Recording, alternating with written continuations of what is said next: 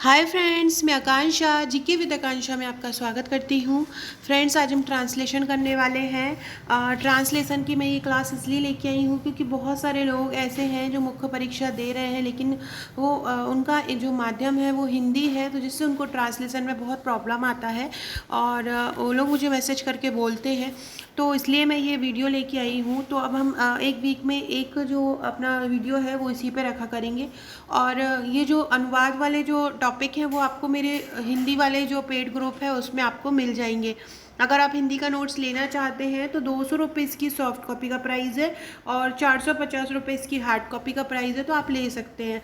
अगर आप इसको पैकेज के साथ लेते हैं हमारे, तो पैकेज के साथ आपको ये कम में पड़ जाता है। साथ ही साथ अगर आप हमारा पूरा पैकेज लेते हैं तो आपको मेंस की टेस्ट सीरीज़ बिल्कुल फ्री रहेगी, और अगर आप प्रीलिम्स का नोट्स लेते हैं तो उसमें भी आपको टेस्ट सीरीज़ में डिस्काउंट रहेगा। तो चलिए स्टार्ट करते हैं। देखिए फिर इस प्रकार का ये टॉपिक है। पहले हम इसकी हिंदी पढ़ लेते हैं। हिंदी के साथ साथ मैं इसकी आपको अंग्रेजी बताती चलती हूँ। तो सबसे पहले लिखा है कि यदि एक देश में बेरोजगार व्यक्ति है तो वह कभी भी यदि एक देश में बेरोजगार व्यक्ति है तो वह देश कभी भी भविष्य की मांगें पूरी नहीं कर पाएगा। तो देखिए बोला है कि यदि एक देश में बेरोजगार व्यक्ति है, यदि एक देश में, यदि को हम बोलते हैं इफ। एक देश में मतलब हो जाएगा अ नेशन। एक देश में उपस्थित है मतलब अ नेशन हैज़। तो क्या बोलेंगे हम इसको? If a nation has unemployed people. यदि एक देश में बेरोजगार व्यक्ति है तो इसको हम क्या बोलेंगे? If a nation has unemployed people. यदि एक देश में बेरोजगार व्यक्ति है, कोई भी चीज़ किसी में होती है, अपने पास होती है, किसी में होती है, तो उसको हम हैज़ या हैव का यूज़ करते हैं। तो इसलिए हमने यहाँ पे हैज़ का यूज़ किया है कि if a nation has unemployed people. यदि एक देश में बेरोजगार व्यक्ति है तो वह देश कभी भी भविष्य की मांगें पूरी नहीं कर सकता। तो क्या लिखेंगे? He would never be able to meet the demands of future. मांगे मतलब होता है डिमांड्स। तो वह कभी भी जो भविष्य की डिमांड है वो पूरी नहीं कर सकता। He would never be able to meet the demands of the future. और भारतीय परिप्रेक्ष्य में तो यह बात एकदम सत्य है। एकदम सत्य को हम बोलेंगे एग्जैक्टली ट्रू। तो क्या बोलेंगे? और भारतीय परिप्रेक्ष्य में and that is exactly true in the case of India. और भारतीय परिप्रेक्ष्य में एकदम सत्य है and that is exactly true in the case of India. 2000 के अंत तक भारत में 604 लाख पंजीकृत बेरोजगारी की संख्या इस संख्या से कहीं अधिक है। क्या बोल रहे हैं? 2000 के अंत तक भारत में 604 लाख पंजीकृत बेरोजगार थे। तो हम क्या लिखेंगे? 2000 के अंत तक। कभी भी अंत तक आ जाए तो अपन बोलते हैं उसको एट द एंड। तो 2000 के अंत तक को बोलेंगे eight the end of 2000। And eight the end of 2000 Bharat में 604 लाख पंजीकृत थे। तो there where 604 lakh registered unemployed persons in India. Though at the end of 2000 there were 604 lakh registered unemployed person in India. मतलब भारत में 604 लाख पंजीकृत बेरोजगारी की संख्या थी।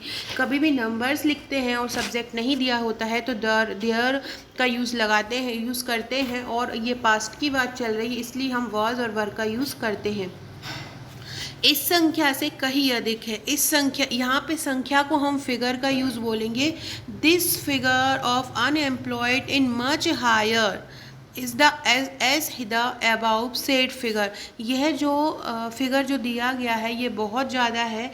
जो अभी का जो फिगर है, अभी तो बेरोजगारों की संख्या बहुत ज़्यादा है, क्योंकि उपरोक्त संख्या भारत के रोजगार कार्यालय के आंकड़ों पर ही आधारित है।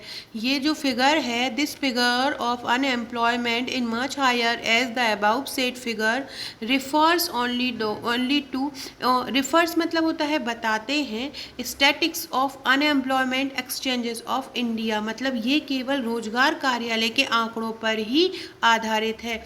ये तो केवल जो लोग रोजगार में पंजीयन कराते हैं वही है, इसके अलावा बहुत है इनका मतलब। मतलब है। नेक्स्ट है हमारे युवक और युवतियाँ ग्रामीण और अर्ध ग्रामीण क्षेत्रों के शहरों की ओर प्रस्थान करते हैं। तो our young boys and girls, देखिए प्रस्थान को हम बोलते हैं माइग्रेट, प्रस्थान को हम क्या बोलेंगे, माइग्रेट बोलेंगे। तो our young boys and girls migrate to cities, मतलब शहर जाते हैं, from rural and semi rural areas of India. our young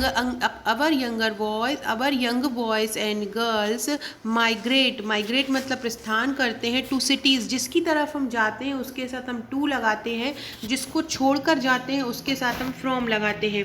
तो our young boys and girls migrate to cities from rural मतलब ग्रामीण एंड सेमी रूरल एरिया का मतलब होता है अर्ध ग्रामीण। यह वह वहाँ सुख और समृद्धि की तलाश में जाते हैं। They look for greener pastures, greener मतलब होता है अपने उज्जवल भविष्य की तलाश में जाते हैं, जो दुर्भाग्यवश अधिकांश केसों में नहीं आती है, जो दुर्भाग्यवश अधिकांश केसों में नहीं आती है। विच सैडली एलूड मोस्ट ऑफ देम, एलूड मतलब होता है मतलब बेरंग हो जाती है, जो हम सोच के जाते हैं वो नहीं होती है। वहाँ पर वह निम्न स्तरीय काम करते हैं।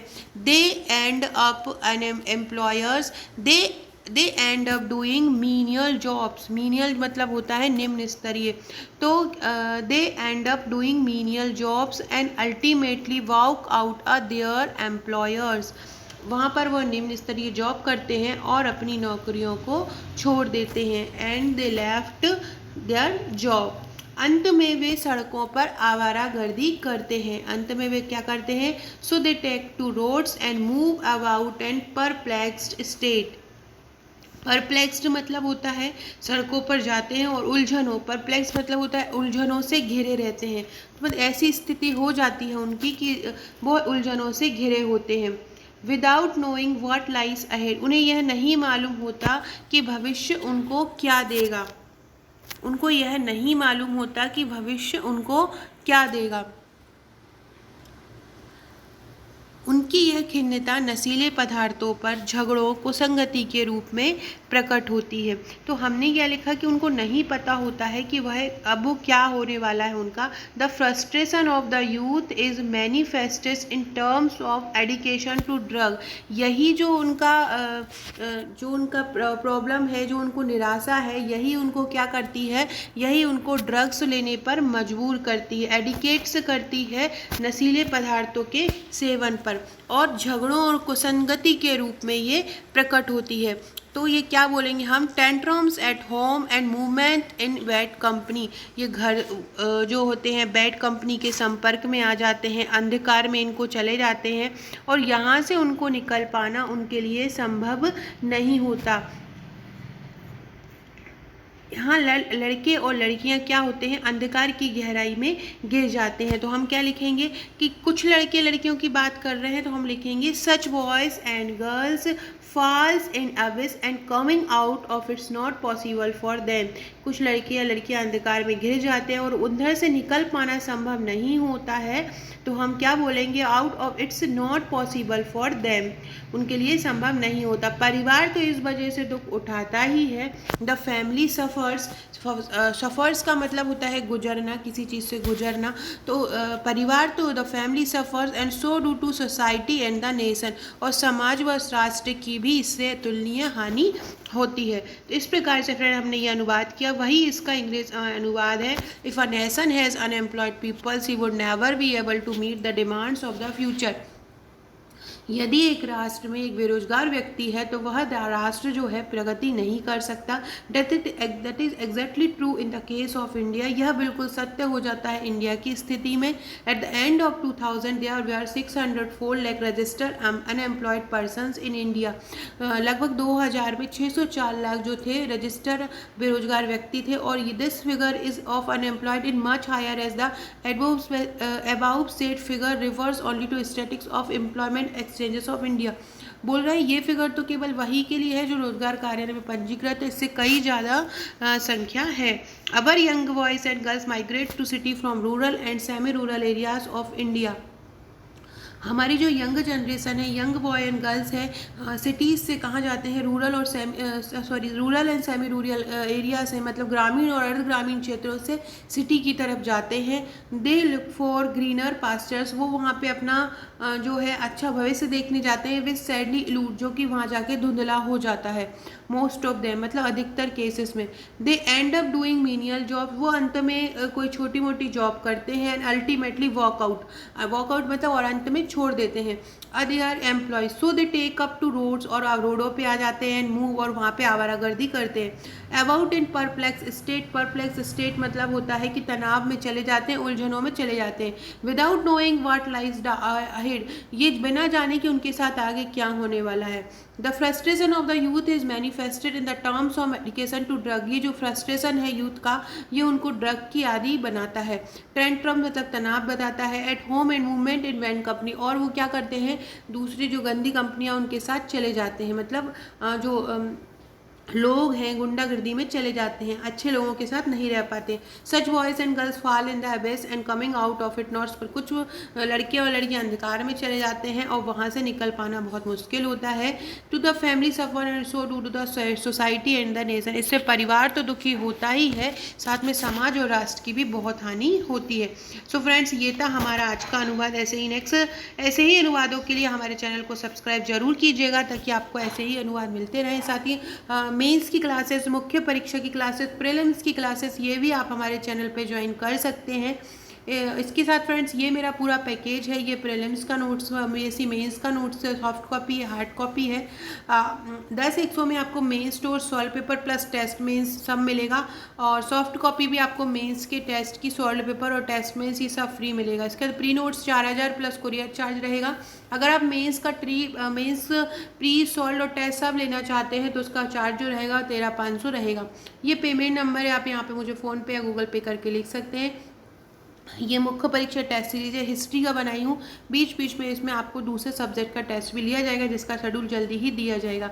ये जो टेस्ट सीरीज है उन लोगों के लिए फ्री है जिन्होंने हमारा नोट्स लिया है। ये प्रीलिम्स का पूरा पैकेज है फ्रेंड्स, 16 फाइलों के रूप में आपको ये मिलेगा।